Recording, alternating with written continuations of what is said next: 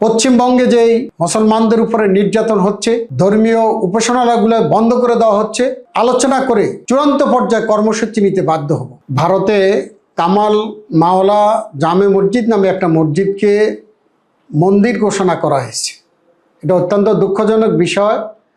আমরা এর তীব্র নিন্দা জানাচ্ছি এবং অবিলম্বে মসজিদের কার্যক্রম চালু করার জন্য সরকার জন্য সহযোগিতা করে, ভারত সরকার জন্য সহযোগিতা করে, আমরা সরকারের কাছে সেই সহযোগিতা চাচ্ছি। তারা যদি এভাবে অব্যাহত আমাদের মসজিদগুলোকে ধ্বংস করে দেয়, মসজিদগুলোর উপর আক্রমণ করে, মসজিদগুলোকে যদি বন্ধ করে দেয়, তাহলে আমরা মুসলমানরা বিকল্প চিন্তা করতে বাধ্য হব। আমরা ভারতের কেন্দ্রীয় সরকারকে আহ্বান জানাবো, আপনার অঙ্গরাজ্য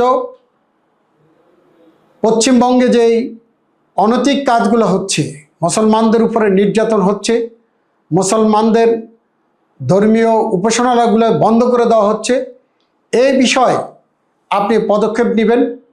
যদি আপনি পদক্ষেপ না নেন, মুসলমানদের উপরে নির্যাতন চলতে থাকে, তাহলে সারা বিশ্বের মুসলমান আমরা এর প্রতিবাদ করব এবং এই বিষয় আমরা আলোচনা করে আমরা চূড়ান্ত পর্যায়ে কর্মসূচি নিতে বাধ্য হব। তা আমরা তো মনে করি এটা পরিকল্পিতভাবেই হিন্দু মুসলমানদের ভিতরে দাঙ্গা সৃষ্টি করার জন্যই এই কাজগুলো করা হচ্ছে।